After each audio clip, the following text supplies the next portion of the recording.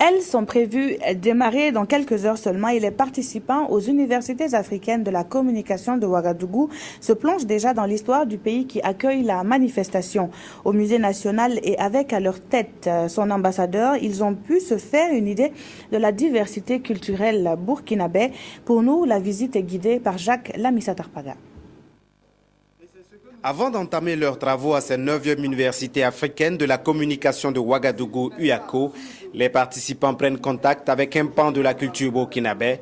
Au musée national, ils ont découvert des statuettes sacrées, des masques et les métiers à tisser qui racontent l'histoire et qui sont chargés de valeurs à pérenniser. Très souvent en Europe, on connaît de la culture africaine et de la culture burkinabé en particulier, uniquement les aspects qui sont les aspects superficiels.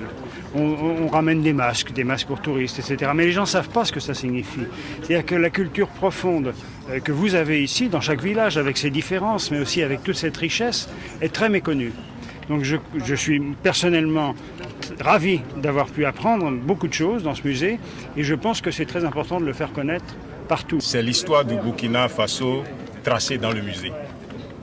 C'est ce que moi j'ai vu à travers les masques, à travers tout ce qu'on a comme objet de, j'allais dire de décoration, mais pas de décoration, mais de fixation de l'histoire. Et là, je pense quand même que ce qui me vient à l'esprit tout de suite, c'est de dire qu'il faut perpétuer cette tradition. Parce que si on ne l'avait pas gardée dans le musée, on ne l'avait pas perpétuée, nous ne serons pas là aujourd'hui pour constater qu'il y a de la valeur chez nous. Ces communicateurs au musée national sont conduits par le ministre de la Communication, par ailleurs ambassadeur du musée national. Nous avons intégré le musée dans le programme des UACO parce que ce sont des communicateurs qui viennent visiter notre pays et en connaissant le musée, ils pourront parler de ce musée. Et vous savez que nous utilisons aussi les UACO comme une plateforme de communication internationale sur le Burkina. Ça veut dire que le musée doit avoir une bonne représentativité à ce niveau.